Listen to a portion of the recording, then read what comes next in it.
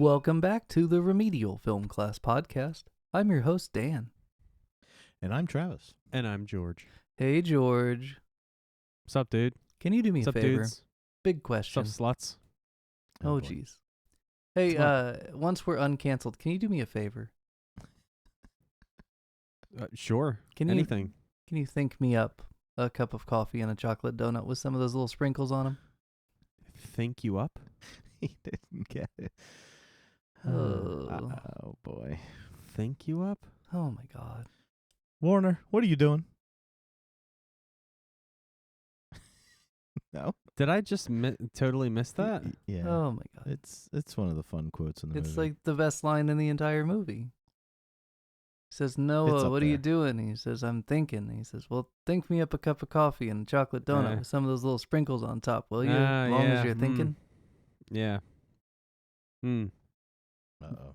Welcome back to the Remedial Film Class Podcast. I'm your host, Dan. And I'm Travis. And I'm George. Hey, George. Yeah. Did you actually watch the movie tonight? I think so. Okay, good.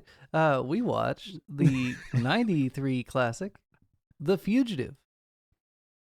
The Fugitive. The Fugitive, not to be confused with The Fugitive, which will get you sued by Ohio State University Okay. because they have now trademarked The. Really? Yeah. Interesting. I Yeah. always thought it was The Fugitive. You're not even going to reprimand him? There you go. There it is. That must be an All East right. Coast Midwest rivalry thing. The Fugitive versus No, the I think we use Fugitive. both. Yeah, we kind of use both. I mean, The I don't give up your identity for me, man. If you want to be Yeah. a The Fugitive camp, go for it. We already found that it is the American Werewolf in London, or an American Werewolf in London. And The Silence of the Lambs. yeah. Yeah. So we it was a watched little- Anne Fugitive tonight. It was great. What did you think, George? I think this Great. is going to be a very boring episode. Oh, boy. It's always boring when we all agree. Not really. No? I have to pretend I don't like it. So No, you guys can beat me over the head with it. No. the arc of I this like- show is not tension between disagreeing parties. The arc of this show is you seeing a film, understanding why it works, and wishing you'd seen it 20 years ago. Because what the hell, dude? This movie's been out forever, and it's wonderful. Okay. Well, I loved it. Okay. Good Very night. well done. All right. Bye, everybody. Good night. Yeah, there you go. See? Very, very boring podcast.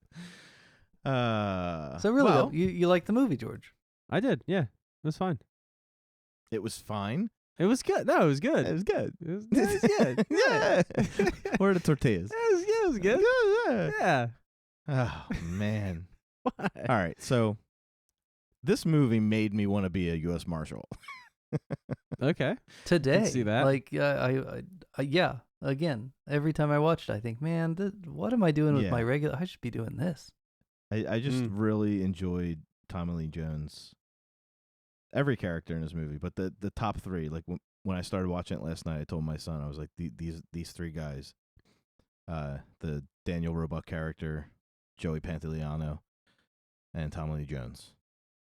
I could watch an entire 10, 15 season series of these guys. Big fans. Got Julianne Moore. Yeah. I recognized her name, but I didn't recognize. You didn't. Well, Her. last time you saw her, she was not clothed. She was in Boogie Nights, She's like the lead female. Oh, in yeah. Boogie Nights. Okay. Yeah. and she's also Clarice in Hannibal. the second Hannibal. Yeah, the Hannibal movie. Yeah. Did you ever see After Hannibal? I have not seen that. after Silence of the Lambs, they couldn't get Jodie Foster back, so Julianne Moore stepped in and played the same role. I gotcha. I have not seen that movie. I think I avoided it because you guys kind of poo-pooed it, so I just didn't ever watch it. Yeah, I mean, it's better not than great. Red Dragon. So what's up? No, I'm just kidding. It's not better than Red Dragon. huh. What else have I seen Tommy Lee Jones in? Uh, He looks super familiar to me. Old Country for No Country Yep, for Old Men. No Country for Old Men. Yep, that's it. Men in Black. Yep. he's a huge character actor. He was Two-Face in Batman, but you didn't see that. I wouldn't No. even call him a character actor. I would call him a leading man. Yeah, but he's always playing a character. Like, to me, leading man, Keanu Reeves. No matter what you put him in, he's going to be Keanu Reeves. No, he's And he- trying to play a character. He just has Yeah. limited, accent But he gets the range. job because of who he looks like, what he looks like, who he is. He doesn't really play characters. He plays himself dressed up. I think Tommy Lee Jones kind of loses himself into the character a little bit in every movie he does. He doesn't pull a Samuel L. Jackson where it's like full change, full hairdo change, full character study. But he does. I think he plays different people enough to where I would call him a character actor. Well, but I a think the term leading character character actor actor. has like a specific definition, Yeah, it's and I somebody's think like, you're misusing it. yeah, but I'm altering it for me. What is a character actor? Character actor is like somebody who is like in the always like 2, 3, 4 parts behind the leads, plays the best friend or plays like the quirky cop or whatever, but he's always like shifting. He's like a shapeshifter. He can play all different kinds of things. He's not like the lead of the movie. Dan, is that your understanding? Well, from the definition, I'm going to read you from a dictionary, paraphrasing please. here. It's an actor who specializes in playing eccentric or unusual people rather than leading roles. Okay. So when you think about people who show up, like the entire cast of Best in Show, it's all character actors. The lady in this Right, movie, that's Jane true. Lynch, who my wife and I both adore, she is the doctor with short blonde hair, who's at the beginning a little bit and helps out at the end. With the liver samples. Yes. She is a character actor. She plays eccentric characters in all kinds of shows, and until recently never really was in a leading role. Until I think Glee was probably her big coming out party as like a focused character. And even then, from what I understand, because I never watched that show, because I mean, come on. I never She was seen pretty it either. eccentric But on the show. But a teacher in a show about kids is going to be a supporting actress anyway. So Yes. still a character actor, just with more focus on her. But Tommy Lee Jones, leading man, carrying movies. Okay. I won't argue with that. he's not eccentric enough. He gets pretty No. eccentric. When we get around to watching Under Siege, you will see a rather eccentric version of him. Yes. Mm. So Vincent D'Onofrio is a character actor. Okay. You don't get a He- lot of movies he was centered in around The Vincent Cell. D'Onofrio.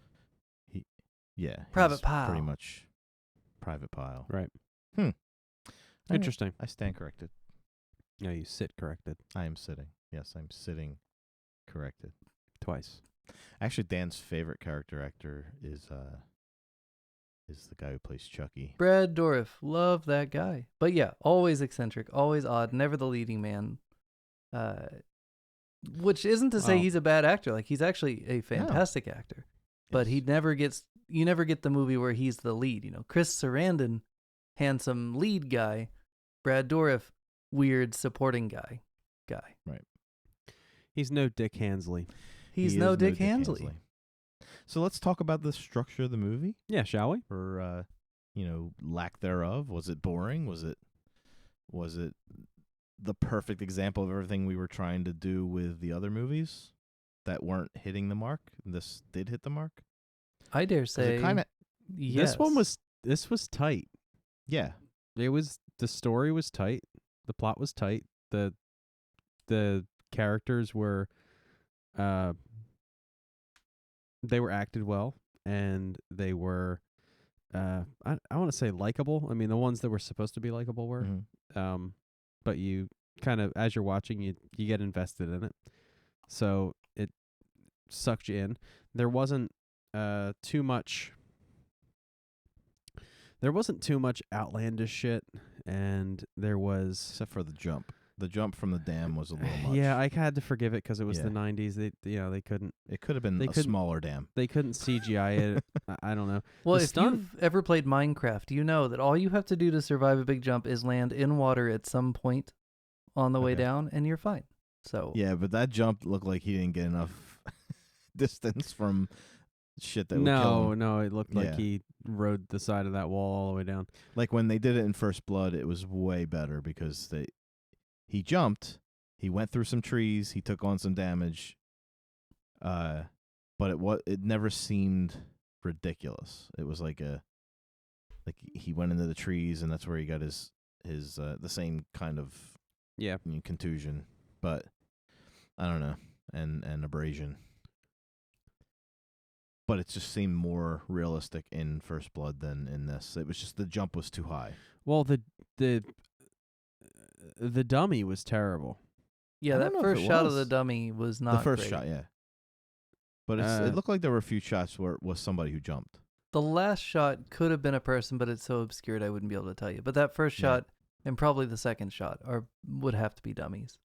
And the first dummy positioning is weird, but like you're watching this in the theater in 35 millimeter. You're eating your popcorn. You don't have a chance to focus on it like we do nowadays, where it's like, 4K in your face. Like, I don't know. I forgive that one. Yeah. What I think is weird about that scene, it's iconic, it right? Like they reference that scene in The Simpsons. They reference it all over the place. And now, George, you'll probably pick up on it in other stuff. You'll be like, oh, that's the Fugitive scene. But here's the thing. For me, that scene is the exchange. I don't even think about the jump. Like, yeah, you spend all this money on this big fancy jump. You didn't have to show me any of that because the scene for me is I didn't kill my wife. Mm-hmm. I don't care. I don't care. Like, that is the delivery. That is the exchange. And the rest of it, don't even need to see it. They could have showed him jump off out of frame and never show the body going. Like, yeah, I think that's probably what I would have done if I was the producer and I saw the way that looked. I would have said, we can't put that. I wonder though if you've already shot it and spent the money, if there's pressure on you to use it anyway because we already spent the money. Well, you got to Spielberg it like you did with Bruce's Shark. You just got to edit the shit out of it so it looks good. Yeah. But I'm not. I'm not shitting on him for that. I mean, that's there's only so much you can do, man. I mean, what I was gonna say though is the stunt where Harrison Ford jumps out of the bus as it gets hit by a train. That was sweet. That was really, really good. Yeah, that opening train scene is legitimately awesome. I mean when the train hits the bus and he's jumping off of it. Yep. Like that looks like Tokyo style. Mm-hmm. Where there's no... Yeah, I wonder how much of that was controlled. Right. It looked really, really good. Yeah. And I'm not sure, but it looked real as shit. So what's funny with this movie is Harrison Ford is notoriously known for his inability to run. Like since Star Wars, and Indiana Jones, the first Raiders of the Lost Ark, just watching him run looks painful. Yeah. So when he's running in this, I'm just like, oh my God, I feel so bad for his knees. His body is just moving like extra. He looks like Dan Marino when he would try to run for that extra 2 yards at the end, and you're just like, oh, no. Yeah, it's just something he does with his body. It's just, if I saw him running, like if my eyes were squinted, I would, that's Harrison Ford running. I mean, not unlike Steven Seagal, but yet way different. Thank goodness. Oh no, Steven Seagal is totally different. He doesn't look like he's in pain when he's running. He just looks funny. He looks like he's being chased by bees at all times. He looks like Phoebe when Phoebe runs through the park on Friends.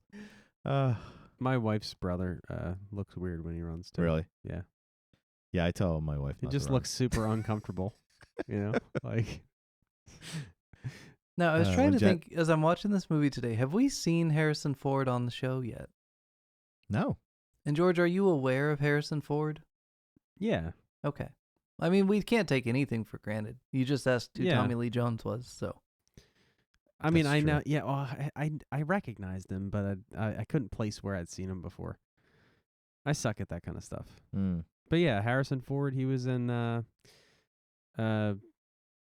movie, little art house flick called Star Wars. Yeah. Yeah. A bunch of them. Indiana Jones. Yep. No, that's not right. Indiana Jones. Yep. American Graffiti. I don't think I've ever seen that.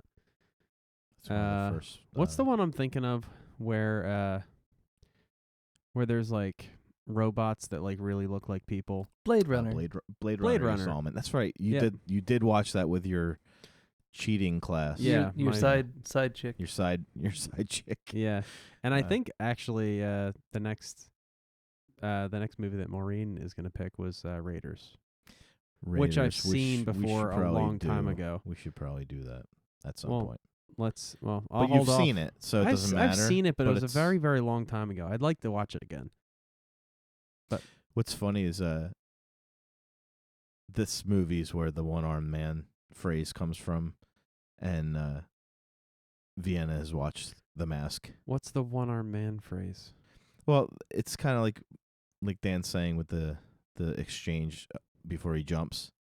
It's the one-armed man is like in the 90s that became like the joke, like the man in the grassy knoll when everybody says, "Oh, I was the man in the grassy knoll." Okay. It became the one-armed man because this movie, that's all he talked about was the one-armed man. This movie permeated pop culture to a point that any other show or movie after it would be like, hardy, hardy, hardy. It must have been a one-armed man, hardy, hardy. Is that what The Princess Bride is referencing when they're talking about the six-fingered man? No, that's a man with six fingers. No. I mean, but is that like a different version of the same thing? I don't think so. When did that come out? Like 89? 86, something like that. Oh, okay. So that came out before it became this. No, it's just those are two different men who have anomalous appendages. I it's think just like the myth. Like he had one arm. Yeah, and he killed your wife. Okay. Yeah, it almost sounds like exaggerated. Right. To the point of like the one-armed man did it. Yep. But in The Mask, he says, "It was not me. It was the one-armed man."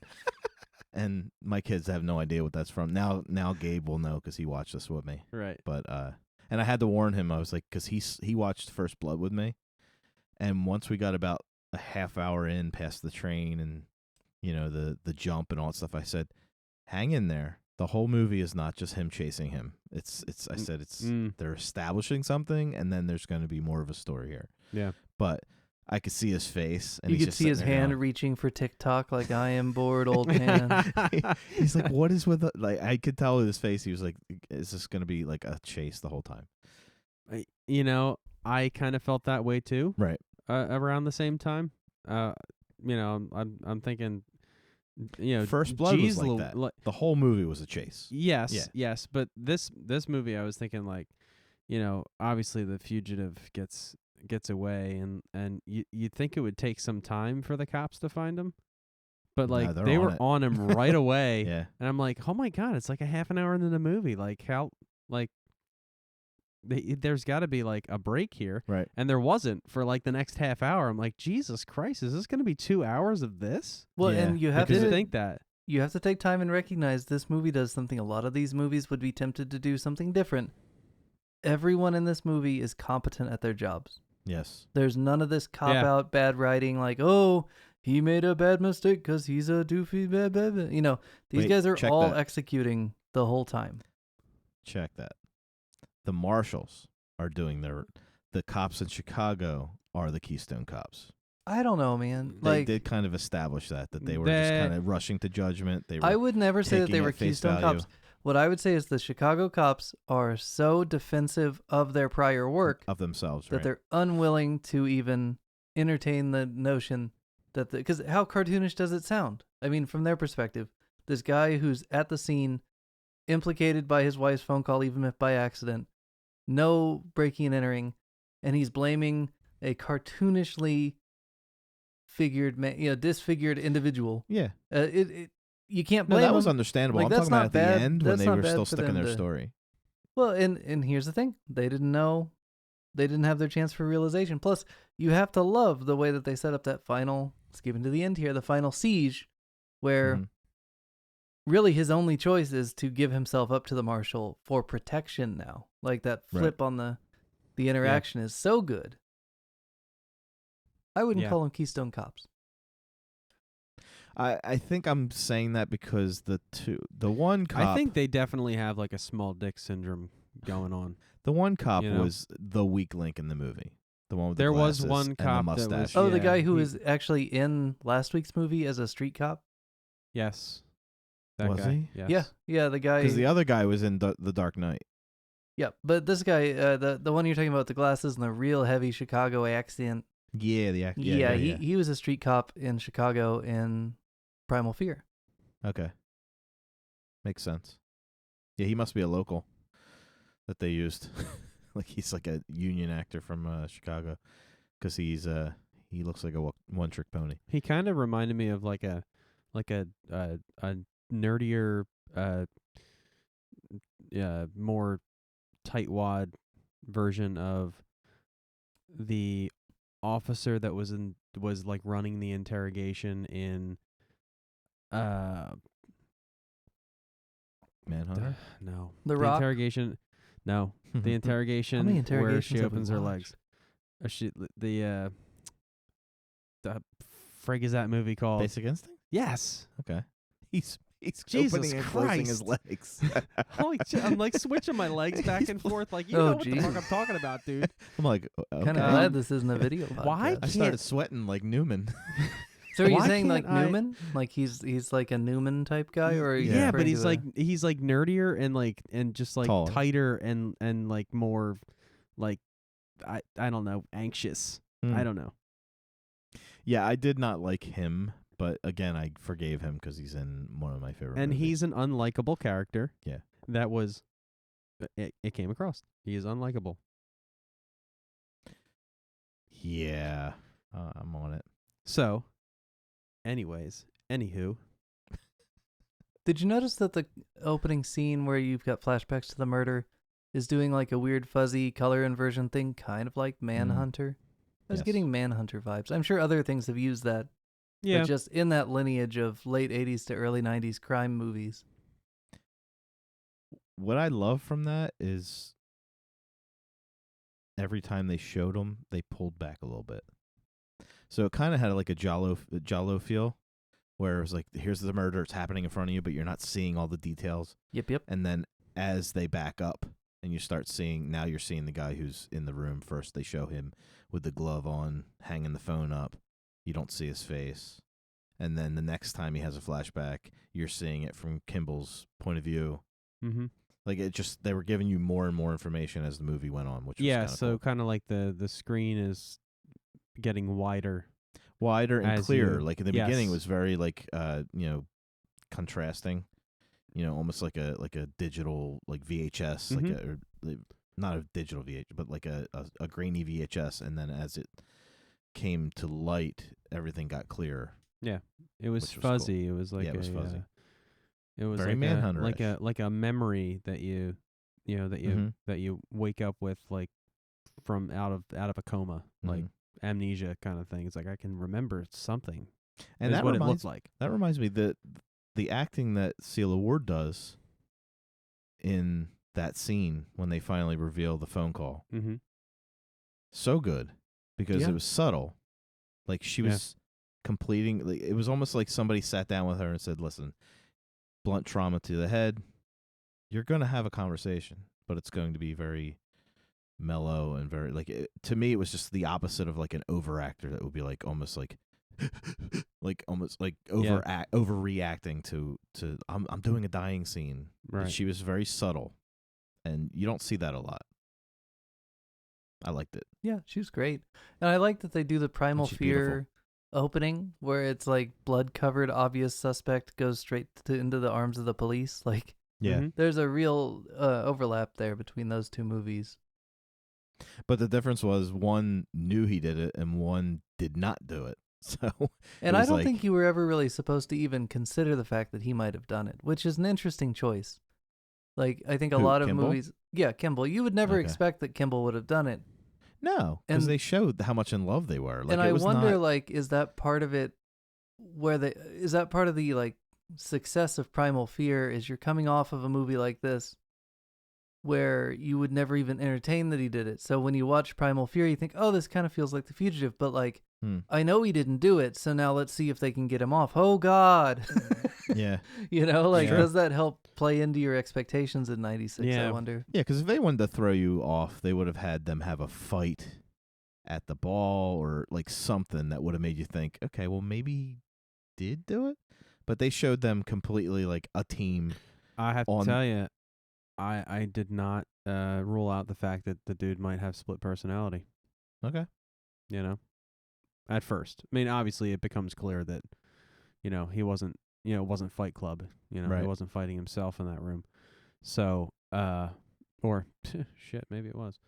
But well, the whole hired thing could have played that way. Like he hired someone to go kill her. Like they could have done that. Yeah. But at the very beginning, I didn't rule it out that it could have been him. Because I didn't know why he had blood on him. They didn't explain any of that. It kind of like unfolds as the court case, which was like what 5 seconds. Mm-hmm. How that unfolded, they kind of like flash back and explain some things. But when he's just getting in the cop car for the first time and he's got blood on him, you're like, what the hell? Yeah. Well, the real court case was going to happen once he, breaks it on his own. Like they didn't have to waste that time because they had so much other things they wanted to establish. Like I'm not complaining that this wasn't a courtroom drama. I'm just saying. No, it's good. I thought it was going to be, and the court. It was like the courtroom scene was 5 seconds, and then that was done. And I'm like, oh wow, he's oh great. That's not going to be the focal point of the movie. No. Let's get on to what is, and we did. It reminded me a lot of Ghost as well. Like Ghost would be a lighter version of this movie. Not as much sexy pottery in this movie, though. No, there's not. But the complexity as the movie goes on, because it's so what do you call it? It wears it on its sleeve until you get further into the movie. Like it just seems like it's so one-dimensional. Same thing with this. Like it seems so cut and dry. And then all of a sudden it's like, oh no, there's layers. Well, and that's the thing that I love about Fugitive is it gives you enough up front that it's never cheating. And we'll probably get into breaking down some of the later stuff in a little bit. But, even up to the point at the party at the beginning, you hear him say, okay, well, hey, you put gas in my car because you borrowed it. Mm-hmm. It puts you in that. But the way that they're acting and the way that the movie's moving, the first time you watch it, you're not going to register as like, oh, I bet that's part of it.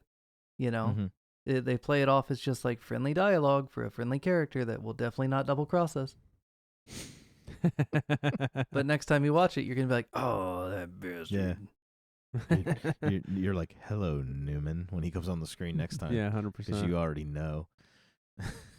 So the stark contrast between this movie and Primal Fear, with what you were saying last week, Dan, about how like the level of drama in a movie should be greater than a TV show, and like the grandness of the whole thing should be, grander in a movie than a TV show, and how Primal Fear reminded you of, Law and Order.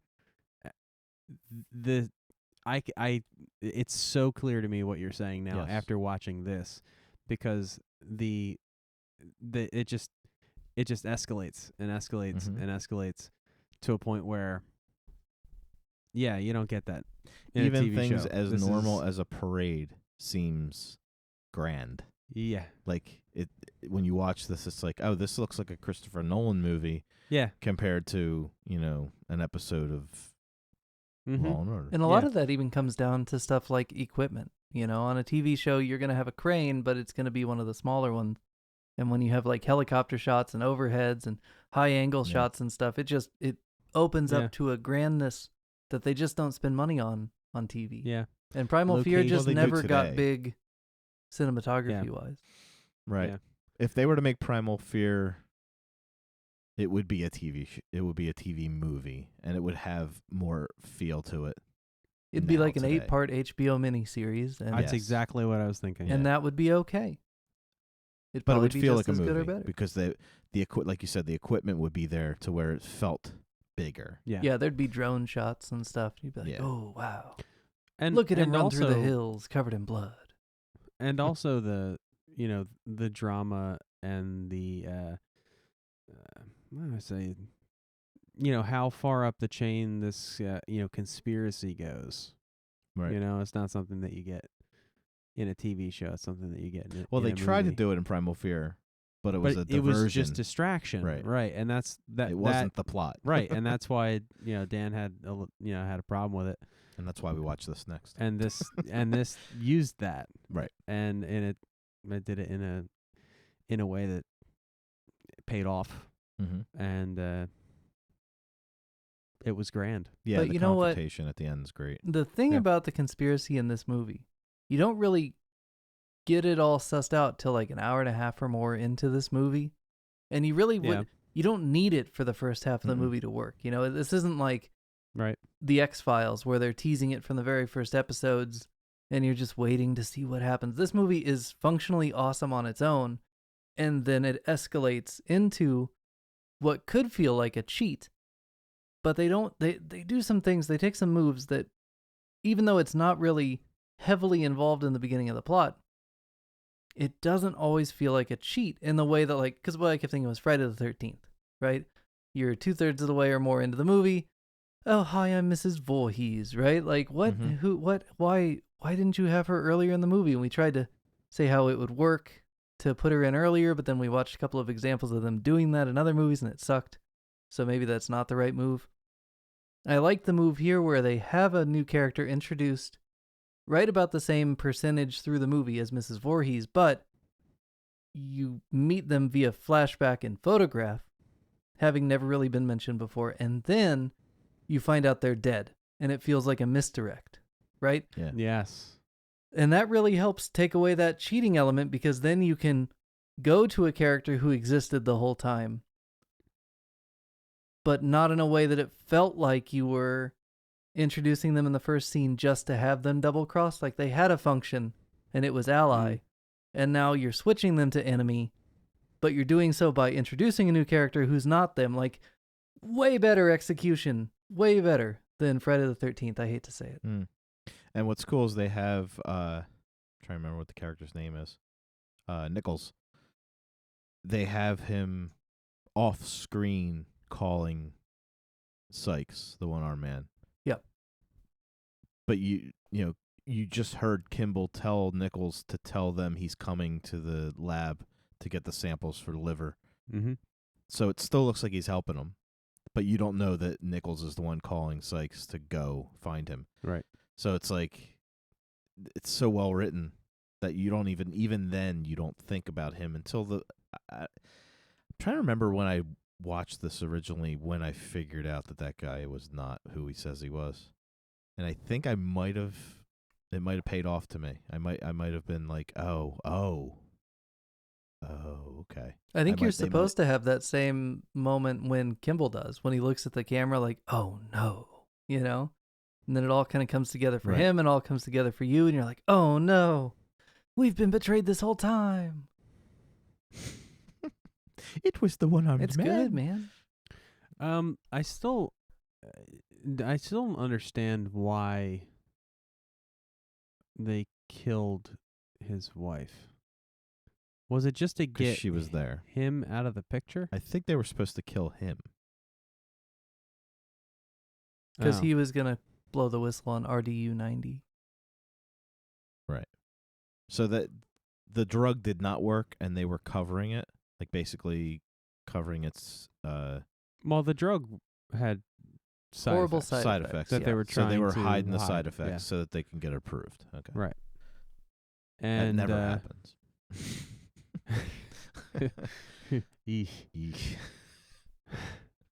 Woof.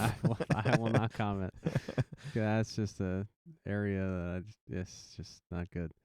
No, I mean, it's a great story because it's stuff that it's not outlandish. It's stuff that does happen. It's corporate shit. Corruption. It's to the top, it's to the bottom. We all think about, dude. Yeah. Shit we all think about.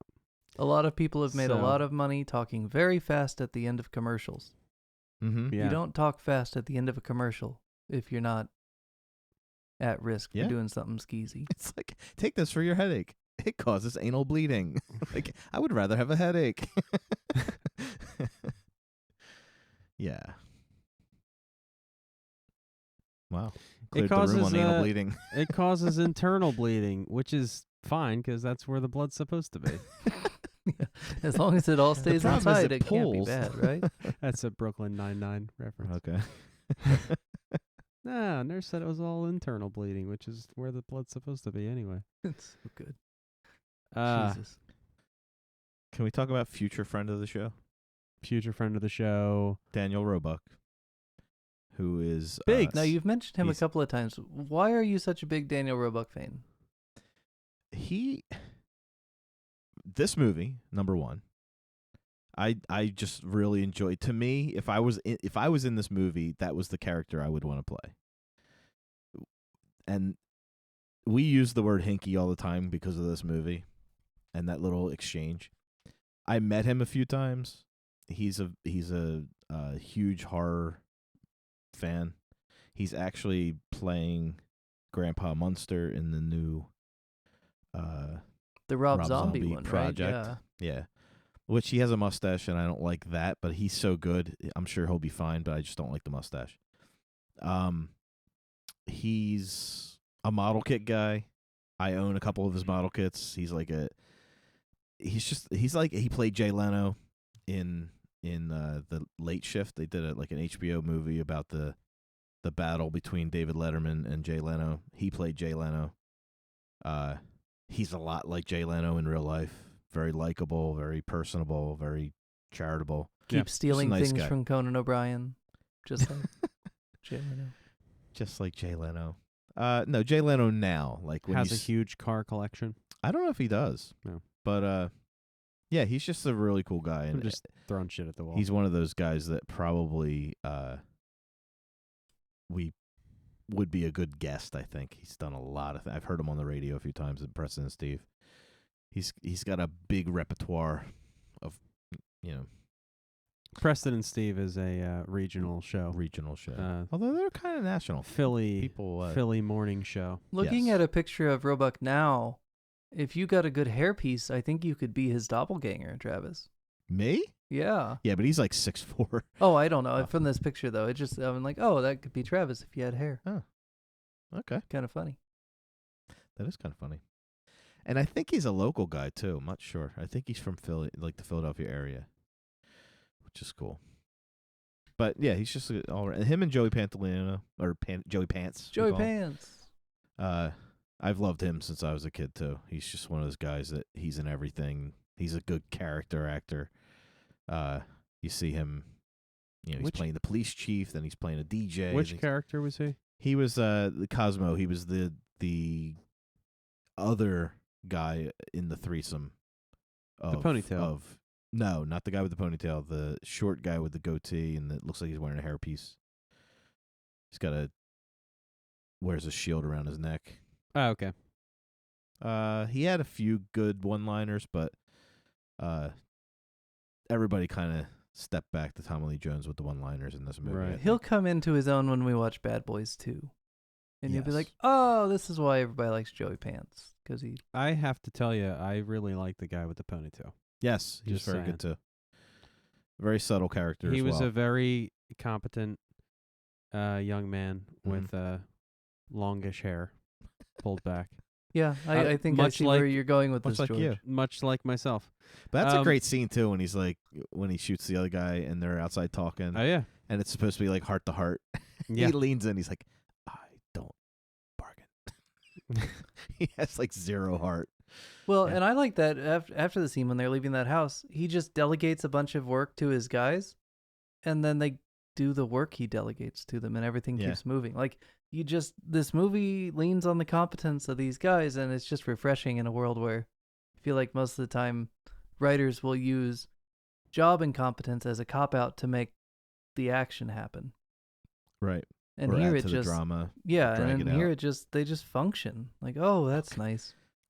No, they, like George said earlier, they were so on top of things that they were literally in Kimball's back pocket a few times. Like it's just like Yeah, and that actually adds to the suspense of the movie. How close they, I mean, not just the marshals, but also the police, just how close he came, how close Kimball came to being caught.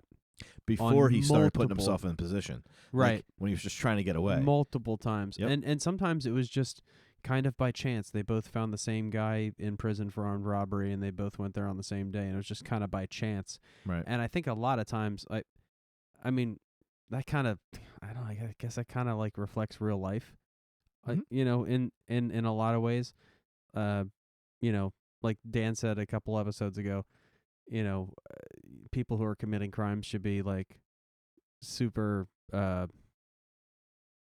you know, anal about not coming in contact with the police at all. Right. Because police find people because of like parking tickets. Right. You know, like they have a warrant.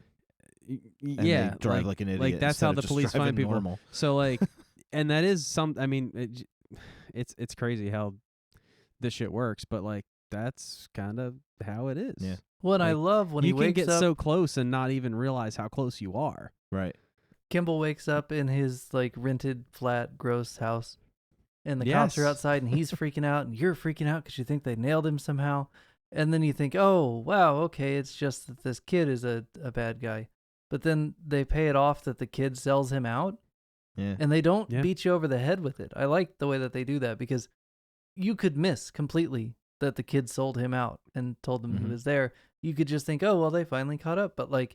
It's just this subtle little story turn where you think, oh, he's in danger. Oh, now he's safe. Oh, now he's in more danger. Like, it's good.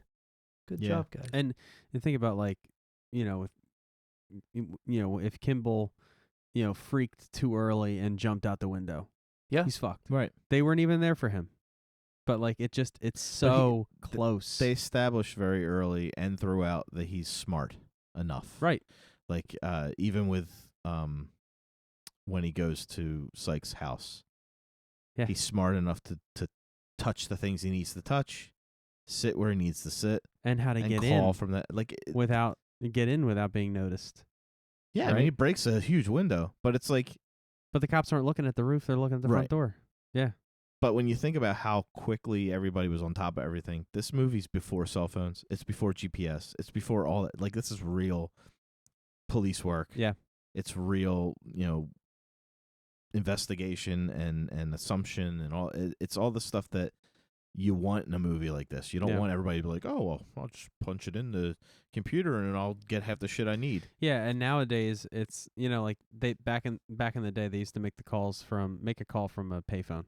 Like it's impossible to track because I mean, you know where the phone is, but yeah, even tracing a payphone, it's a payphone. I mean, trace the payphone all you want. You know where it's at.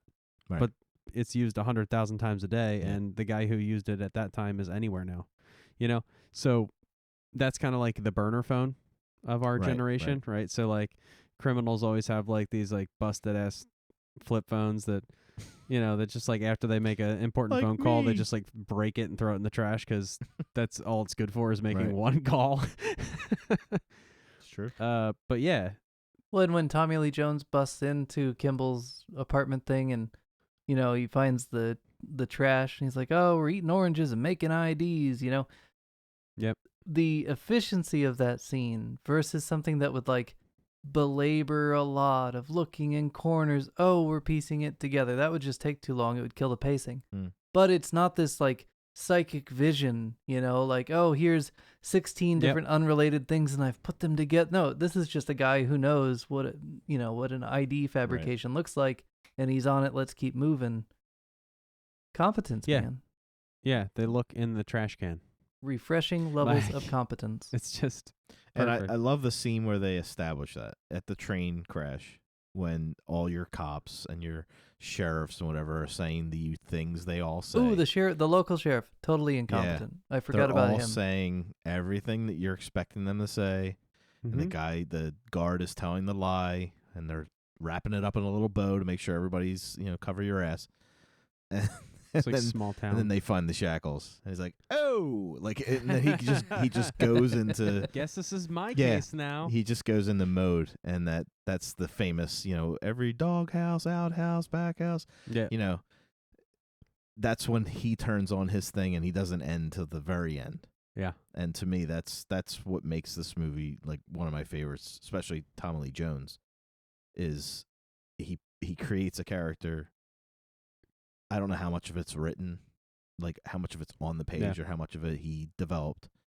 but he sticks with it the whole time, and it's solid. And you could improv with that character for 10 seasons on a TV show and never write it. Yeah. That's how solid that character is. Yeah. You could just go in and know who he is and just give him situations. I like I really love the way they did his arc. Mm-hmm. You know, going from the guy who literally doesn't care, like his job is to just catch the guy, bring the guy in, right? Mm-hmm. Doesn't care whether he's innocent or not. Like, it's kind of like the defense attorney from last week, right? And then, you know, he comes to care, right, which is cool, but the way he shows it is by taking the cuffs off of somebody who's obviously innocent and giving them a pack of ice. He reminds me of That's it. like every dad I knew in the 80s. It's like, that's love right there. Yeah. Just here's a piece of ice. Put it on whatever hurts the worst. He's the rub some dirt on it dad. Yeah. He's the walk it off dad. But I'm hugging you. Like like I he's love like, that his here's the ice character, pack. his character had a complete arc, but it didn't really change. Right. You know, it was. It kind of does. Like he's like, I thought you said you didn't care, and he says, I don't. He's like, don't tell anyone. Don't tell anyone. Yeah, Right. it was that like. It's like I was. It's consistent. And you could see why during No Country for Old Men we were saying how that character is almost like the retired version of this character. Yeah. Like I want to see the prequel to No Country for Old Men. This to see is that the guy. prequel. This is pretty much the prequel. Well, and I love his line about "think me up a donut," and we talked about that before the show. But I love that I really, without seeing the script, I can't tell you whether it originally said some of those little sprinkles on top because it feels like he's just riffing. Yes, but it might He's just be that he can just deliver a written line and own it as his own.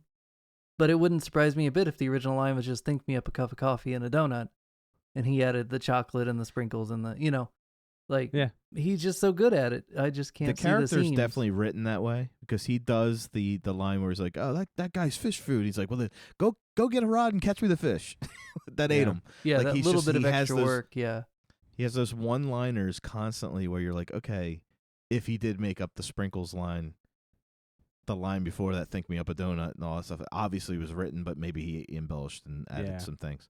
But I would like to sit. This is another one, just like. Any great actor, you want to sit down and watch the movie while reading the script to see how much stuff they added. That's like a Bill Murray thing. Like I would love any Bill Murray movie. I would love to just sit down with the script and see how much shit Bill Murray made up. As he went along. Well, and I'm not usually the big guy to point out the subtle acting bits, but Tommy Lee Jones's face when you see that he figures out that Sykes is dirty. And the way that his face changes as he's interacting with Sykes at his house is just like perfection, right? Like he just nails it just enough for the audience to be like, oh yeah, he knows he's dirty. He's like, this Sykes is dirty. But not so bad that he's like, it's just not over the top, right? It's close enough to the best. Poker face. It was good. He does the same thing with the doctor. Yeah. Who is the double crosser, right? When he interviews him the second time, kind of just like informally in the hallway, and the doctor's trying to be like, listen, dude, I already talked to you. Get out of here. It's different the second time because he's on to him. Yeah, pretty much. Trying to give him enough pretty rope much, to hang but he's himself. kind of like the way he's looking at him is kind of like, I know what's going on. It's not right. Right. And he's like, okay. He's like, yeah, sure. And like in his eyes, you're like, he's like, that is not this guy. I've already figured you out. This guy. Well, the thing with the Sykes is that I think Sykes represents everything that Sam hates about cops. Like, Absolutely. He's a dirty cop. He's a piece of shit. Yeah, I do security. He's like, yeah sure you do. Yeah, you do security. So he's I work in sanitation. Yeah, he's completely onto him very early. Like even before he, that condescending. You actually see it in real life when people are guilty of something. They just get very combative, very condescending about, who are you? Or like you can tell that they feel the guilt and they don't think that that they're guilty, so they're just gonna get a rise out of you. And he's just kind of gives you enough rope to hang yourself, and he lets you continue. Yes. Continue your bullshit. Keep saying what you're saying, and you're just proving my point. You have the right to remain silent, although whether you do or not is up to you. Exactly. That's why that's good. Like, he knows why A, B, and C happens on Kimball's end. Mm-hmm. But then he kind of goes in there not knowing. I don't know. Do you know why? Can you tell me why? Like that. There's just open-ended questions that are going to hang yourself. And a person and one more question. Yeah, one more question. Yeah. Yeah, all that stuff. It's all just textbook. But his delivery is so good. It's like, and one more question. It's just, he already knows the answer to the question, or the answer to the question doesn't matter. He just wants to see how the person reacts to the question. That kind of thing. Like Dan was saying, like when I look for subtleties in the acting, the thing I noticed most about the ponytail cop. Yep. By the end, he's playing that character like, I'm learning from this guy. Yes. I'm his. He's teaching me. He calls him his kid. Yeah. Yeah, he's Robin to his Batman. Exactly. Yeah. So and then he takes an I-beam to the face, and it's like, ooh. But no, that was Pantoliano. Is that Joey Pants? I thought it was Noah. I forget. No, Noah was in he was in the security room with the cameras. When he goes into that room and he starts controlling that room, you start seeing a little bit of Tommy Lee Jones in him. And I didn't catch that. I didn't catch that the first 40 times I watched this movie. Tommy Lee Jones in this movie is the kind of person that makes disciples of people. Yes. You'll come across people like that in your life. My dad is like him. Yeah. My dad, we just had this conversation, me and my sister and I, because she was the one that got you the gun rack? Yes. Yeah. We were just saying how when my dad walks, when he was younger, he still does it. He walks in the room, he commands the room. It doesn't matter whether he thinks you hate him, like him, whatever. He's there, and he's now taking control of the room. So it's like Tommy, good or bad. Yeah. And that's the way Tommy, he's going to walk in, and he's the center of attention. He makes sure everybody knows he's the center of attention, and he's the most important person. Wherever he goes, he's the most important person in that room. And to me, that's a personality trait that could either, you live or die by the sword there. I don't think that's why he is a maker of disciples. I think it's his competence. Yes. And like Dan said, his delegation, he trusts everybody to make, do their job.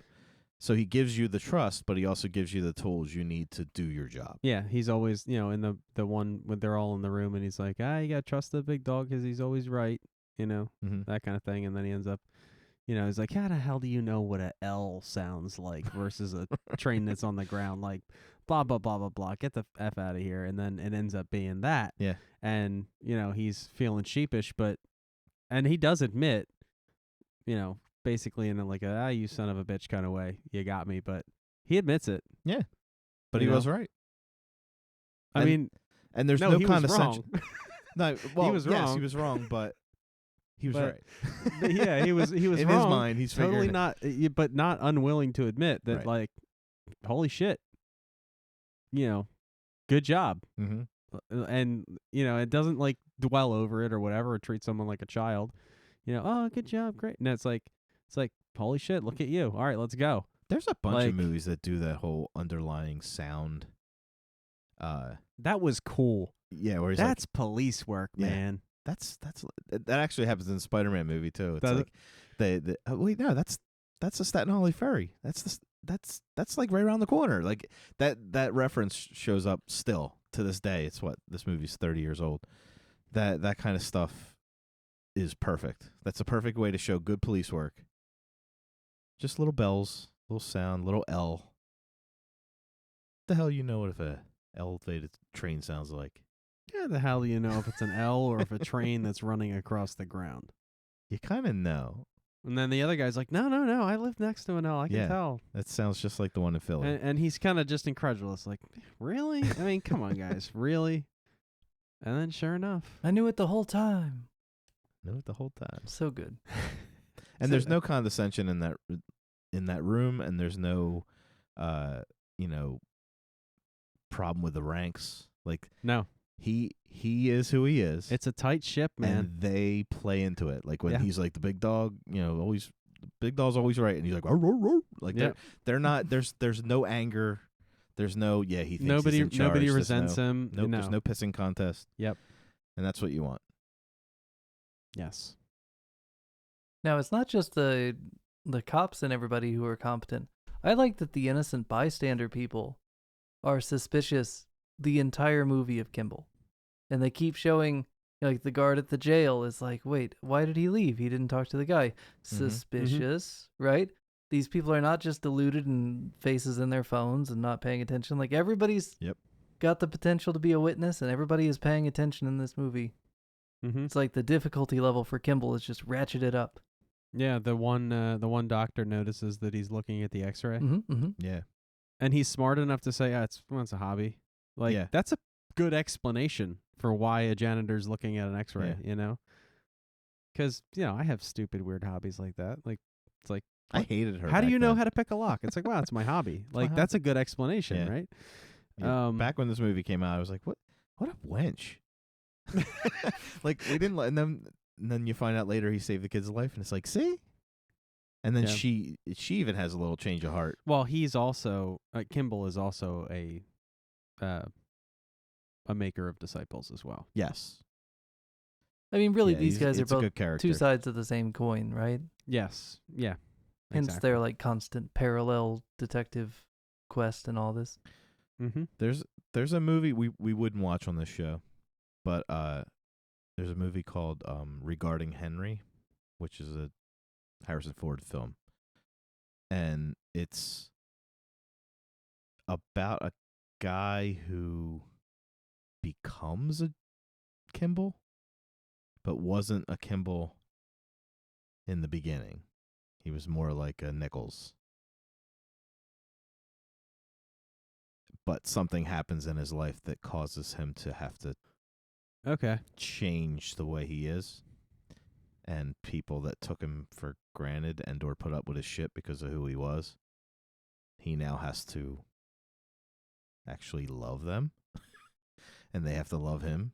Okay. It's a really good movie. And it shows his range, because he's pretty much known as a one-trick pony. He's Harrison Ford.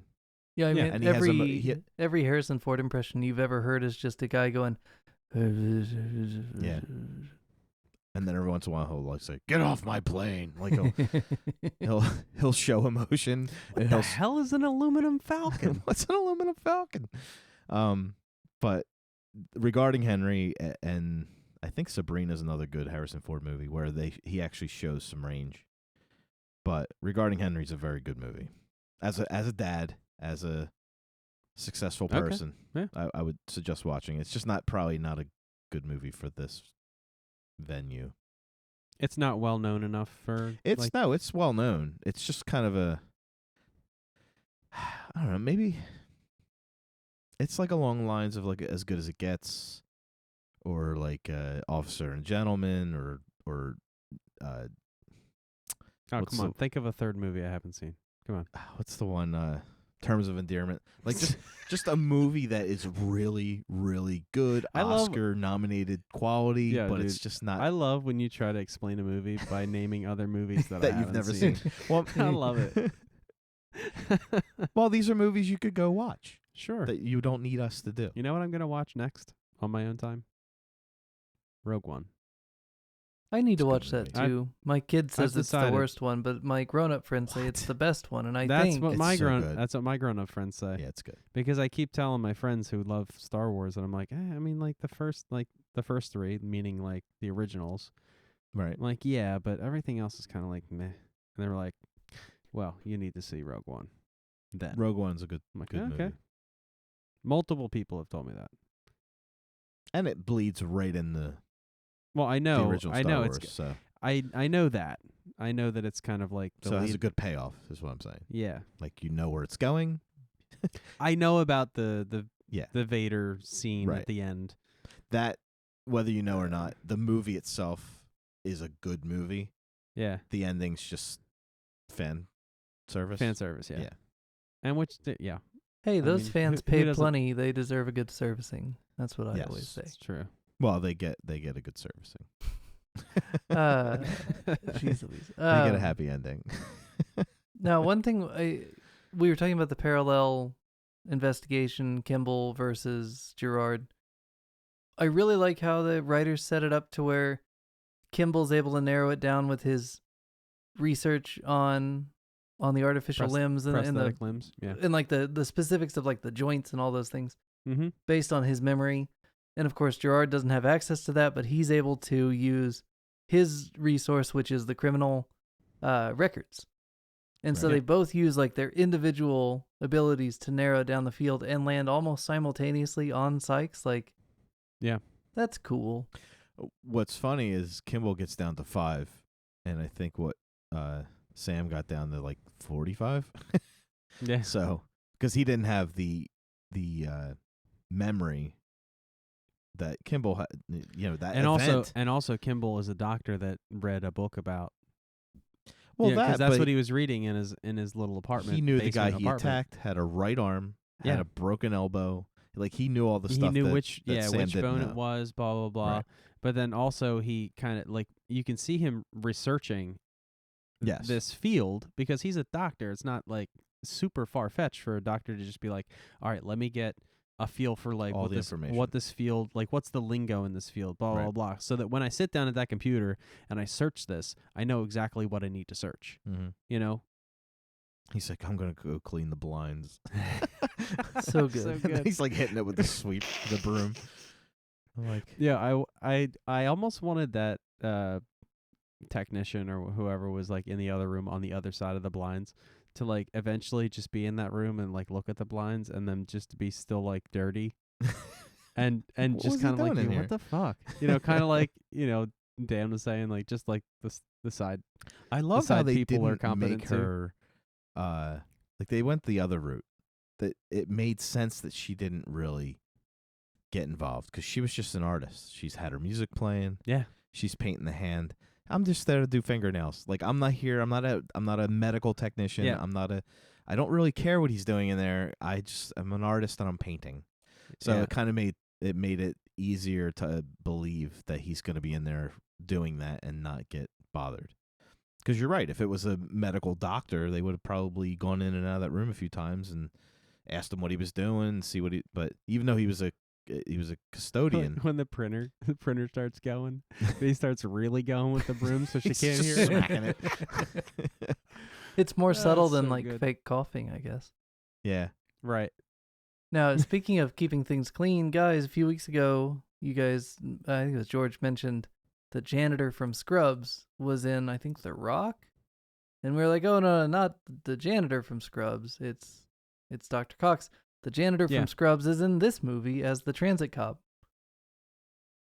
Oh my God, really? Yeah. And they, on the show Scrubs, they actually play into the fact that that's like him in a previous career. I forget they make connections to Fugitive all the time because he plays janitor on Scrubs. That's so funny.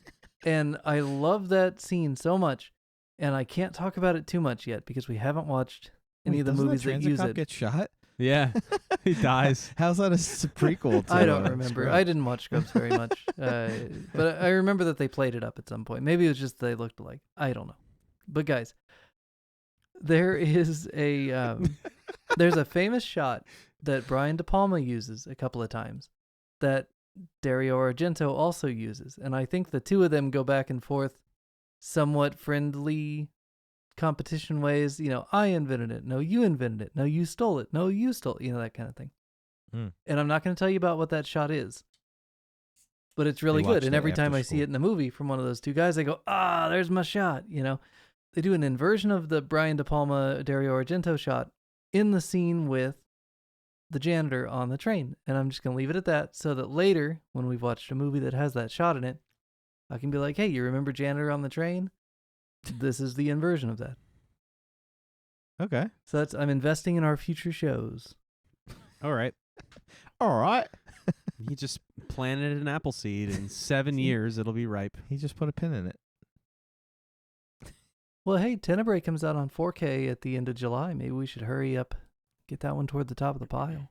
As we get near the end of The Fugitive, there is a confrontation at the end between Dr. Nichols, the turncoat, Dr. Kimball, the hero, Dr. Gerard, the hero's enemy, but also still a good guy. Very much gave me a feeling of the end of The Good, the Bad, and the Ugly, but without all the revolvers. Yes. Just thought I'd point that out. Felt like The Good, the Bad, and the Ugly. I love the line, the comforting line. Like, what does he say? I know you didn't kill your wife. Like, it was like almost like a confirmation. You're going to be safe if you stick with, like Dan said, stick with me. These cops want to kill you because you're a cop killer in their mind. No, he straight up told him that too. Yeah. But it's just like, that was when if the character hearing that line, it's like a weight off your shoulders, because that's why you risked everything. Yeah, you risked everything to hear those words, and it's like the perfect ending, I think, to that movie, minus the obviously in the car with the ice pack, but just to see the justification of his behavior, or vindication. Yes. Yeah, it satisfies that quest. Absolutely. I'm glad you liked it. It's a good movie, man. It's solid. It's one of those movies you'll watch again and again. Maybe not all the way through unless you sit with Meg or whatever, but I sat with Gabe last night and watched it, and I've seen it like 50 times. And it's as good now as it was in 93 when I first saw it. So yeah. This is one I didn't watch that much as a younger kid, but my wife's family, it's their all-time favorite movie. So in the past 15 years, I've seen it many times, and I like it more every time. We've actually showed the kids already. That was their first, like, hard PG-13 type movie, and, you know, it was thrilling. I think probably too thrilling at times for my 9-year-old, but he liked it. It's a good way to watch a movie like Silence of the Lambs with your kids without all the shit in it. Yeah, nobody gets jizzed on. Yeah, it's like, it's as impactful, it's as stressful and epic without the guts. You know, the gore. It's a tight story. Yeah. The characters are really good, and it rewards like active viewing, which for these TikTok kids, you really need to make sure that they're like learning to focus. Yeah.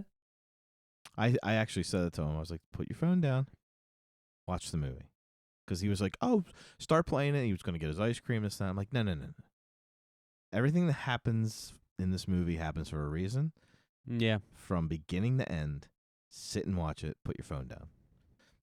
It's a good lesson. Watch it. I think we're going to need to make that a standard practice, you know, for these kids, where it's just like, okay, you've had your time now. Put it all away. We're going to focus. Yeah. And he's learning that, like when we watched The Batman. Like he watched that movie twice. Yeah. And for a TikTok kid who said Alien was boring, he's learning. I think you at some point you come to the realization, and I think it has to be the right movie. If it's movies that we're talking about paying attention to, it could be anything that you need to pay attention to. It's got to be the right thing that catches you. Right. That it catches you in such a way that you're kind of like enthralled with it. And it's like the first thing that you've ever really paid attention to closely. Mm-hmm. And you're like, oh my gosh, how much stuff did I miss that I just didn't pay attention to? And then that light bulb kind of goes on in your mind. And from that point forward, you're an adult. And then eventually your friends start a podcast and show you all the rest of the movies. Person. Yeah. So you find out, oh, I was so drunk when this movie came out that I didn't even know I watched. That's my story. I mean, that is me with movies. I mean, think about it. You sat through a 1960 black and white movie and you loved it. It's true. That's pretty epic. But I know that for me, like there's a handful of movies that are like that for me. Right. That there are literally movies that I didn't appreciate until I actually watched them. I saw them; they were on in the Right. room with me, but I didn't really watch them. You know, It's like White Man Can't Jump. Yeah, you can listen to Jimmy, but you can't hear Jimmy. right? Exactly, exactly. So, it's like that with a lot of things. Like me and Dan both play the guitar, Mm-hmm. right? That is not an easy thing. I think probably I'd have to look at the data, but it's probably 70% of people that try to learn the guitar give up. I would say. I believe it. It's got to be that high. Mm-hmm. Maybe even higher. But It's a passion thing. when you you have to have the passion. when you hear that thing and you're listening to it, and you're not just you don't just hear it, or you actually going hear through it. emotions, you actually are. You're emotionally actually invested. actively listening, Mhm. and then you appreciate, and then you learn enough to know how hard that is, and you start appreciating more, and it kind of just snowballs into this thing that just becomes your thing. Right. So it just happens at some point, and I hope that this movie is like that for your son, I hope so. or something like that, to get and not just your son, not that it's just your son, it's all these kids. Like I hope something grabs each kid so that they can get off of TikTok, for God's sake. What are we But watching next week? For Travis? Gabe, it was Weird Science. Hey, listen, yeah, fine. It doesn't matter what it is, but just all right. So what were you say, Dan? I was gonna say next week. I am excited to tell you guys. Next week is our 100th episode. Yes. So Travis, what are we gonna watch on our 100th episode?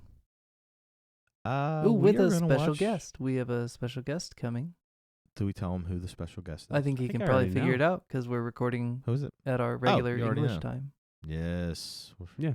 recording across the pond. Yes, Richard is going to be joining us for a 100th episode. A fish called Wanda 2. That does not exist, but Okay. should. We're going to watch a movie that you have already told me you know about, Okay. but I'm not really sure how much you know about it. Okay. So we are going to take this time to do the classic, To really watch it. to really watch a classic, Spinal Tap. Wow. Which is not We're gonna actually the watch- name of the movie. Oh, what is the name of the movie? I think this is Spinal Tap. This is Spinal This Tap. is Spinal Yeah, Tap. I always miss the little An American Werewolf. An American Werewolf. This is Spinal Tap. This Wow, is that's going to Spinal be Tap. such a good episode with And Richard. it's got a lot of freaking music. Oh my God, it's going to be so fun. I might sit out for this episode. Nah. No, I'll it's been a long time since I've seen the movie, so it'll be interesting. I've seen it a few times, I'm excited about that. but it's been a while. Cool. Do you know anything about it other than the one line that you said to me I know that it's that it goes up to 11? yeah, I know that line, and I know that the plot is kind of like 80s band related, Okay, rock related. but you don't know I who's think. in it. You don't know what it's.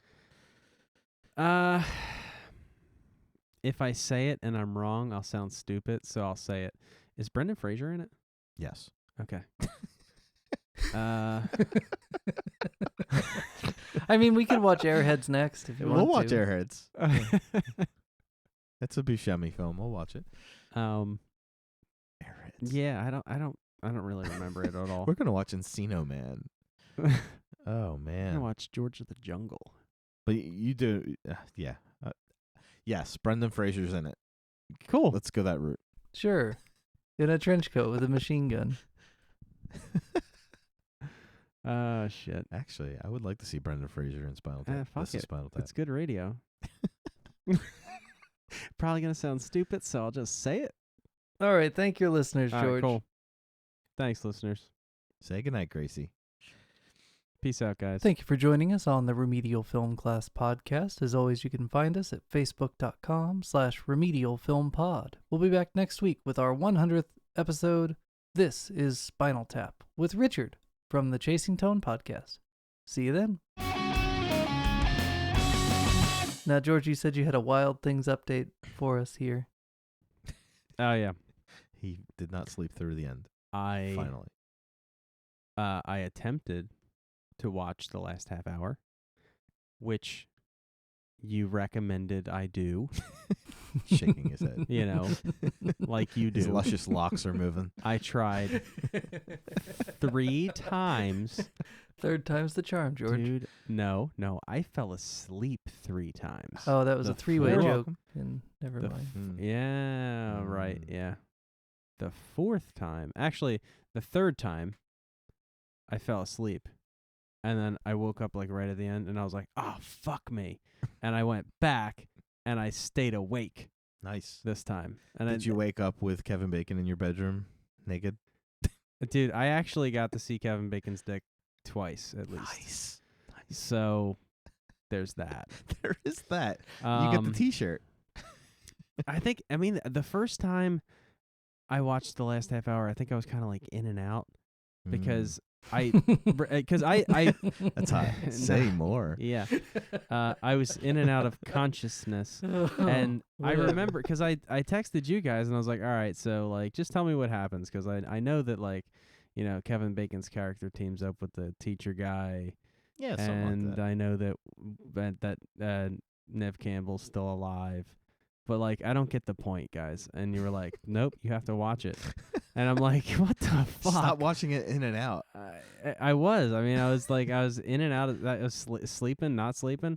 You know, like I hear a big gunshot and I like wake up and I'm like, oh, it's the fucking end of the movie. So anyways, I finally got through the whole thing. Wow.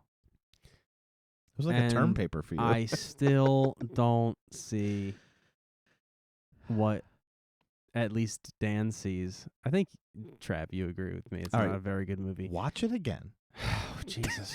No. No. From beginning to end. Oh, God, Get no. a nap. Grab some marshmallows. You're not serious. Watch it again. You're from not beginning serious. to end with the character development and the reveals, not 4 weeks apart. I'm not doing that. It was 1 week apart. The thing I'm not about doing Wild that. Things is it isn't The Fugitive. It isn't great, but it's like so silly that you shouldn't hate it as much as you hated it the first time. Like you were being a poor sport for a movie that wasn't trying to impress you with its, you know, multi-tiered, multifaceted complexity. No, it's just a goofy movie with some boobs in it, but it's like it's fun and kind of ludicrous at the end. I don't think that it thinks it's a goofy movie. I think it thinks it's a takes good itself movie. very seriously. But sometimes taking yourself seriously makes it even more goofy. Yeah, it's kind of like a Verhoeven film. I mean, I would warn you that in the future, movies might really act like straight-faced serious, and that adds to why they're funny. You know? Like, that's funny. Yeah. Sometimes you're laughing at a movie, is what I'm saying. Okay, so is there anything that you guys want me to know that I missed? I'm or just glad did- you did it finally. We just wanted you to finish this assignment. You guys suck. Did you make it through like all the alternate like pre-credits alternate information they give you? Did you watch the post-credit scenes? Yes. It's such a weird dynamic to They be show like, her pulling her own teeth out. here's our work, Yeah. so you don't think we cheated. And He's it's not like, amused. I don't know. That movie's weird. Yeah. But I'm glad you finally watched it for the 3rd time. I hated it. We can remove that incomplete from your Transcript. GPA. Yeah. Yeah. Hi, vey. That would be a W. Yes. That'd be a withdrawal. Listen, well, I mean, if a lot he of can't people make it probably did when through- they saw that movie. If he can't make it through that movie, he's not making it through Showgirls. Oh, man. It's not about make it through. I mean, I could have sat there and watched it, but I made the choice. You know? It's like I made the choice 29 minutes in. I was like, this movie sucks. You and did. It is not worth my time. Well, see, that is You were two. like, You made "Garbage two day." decisions, is what you did. Because yes, that movie could be seen as a movie that sucks. Other movies that suck are also worth watching, and so that's the tricky part. Is we need to hone your skills to the point that you can identify a movie as a poor effort, but also see it for why it's worth looking at. See, I'm fine with you doing what you did with that movie. It would hurt me if it was like Creepshow or something that's like near and dear. Mm. Like if you did that with American Werewolf, I would have been like, wait, you what? You didn't make it to the end. But you were so heartbroken when I didn't like. What was that? Like the kids. Stand By Me. Yeah, but I understand why. Stand By Me. It was like it is a nostalgia. You were film. heartbroken, dude. I was heartbroken bad. because you had talked about how you like tragedy and you like storytelling and you like this and that, and it's everything that you should have liked. Needed Bill Murray. Again, you also didn't have that childhood though. No, you're so right. that I can understand that. Like that's my childhood. So I get it. That was when you tried to tell a story about how you saw a dead person, and I kept cutting you off because I thought it was funny. Yeah. No, that was a different episode. But yeah, that was it. Was it? I thought it was, driving by a cemetery thing. I thought that was a different episode. We referenced it so many times. That's where we found a dead body. not I found a dead body in the cemetery. Not a fun episode for Travis. I mean, it's like internal bleeding, right? Like if you find a dead body in a cemetery, that's probably okay. Yeah. Well, that's what the the greenskeeper guy said to me when I said we found a dead body. He's like, "They're all dead." That's what he said to us. Yeah. Call us when you find a live one in there. I said, "No, one above ground." Oof. Woof. Yikes. Buzz, your greenskeeper. Woof. Hey, but next week, guys, episode 100, Spinal Tap. I'm excited. Yes. Richard Oliver. And Richard Oliver from the Chasing Tone podcast. I just have to figure out how I'm going to work in baboon erections into this episode. Yeah, start working on that. Playing all the hits, man. Because that's what he loves about our show. Yeah, that's what he stays for. He stays for, I stay for baboon erections. Shit. All right, dudes. Hey, so there have been 3 explosions outside my window tonight, and or maybe they're doing late night construction, but yeah. Didn't you have something that happened recently out there? Yeah, a few weeks ago we had that big house fire. So, a lot of fun. No. I mean, there's something like on national news that happened in we had Kansas. A train derail. That's it was what it was. outside of Kansas City, but like the train had left Kansas City and in the middle of the boonies hit a dump truck. Wow. Yeah, I mean, that'll do it. That'll derail your train. Yeah, we just saw it in the movie. Was it a passenger train? Yeah, Amtrak. A couple of people died. Oof. Not good. No, not good at all. It wasn't an inmate bus that it hit, right? No. I was going to ask that if there were inmates in that dump truck, but I thought it was in poor taste. So that's what I bring to the table. There you go. Poor taste. Womp womp. Womp womp.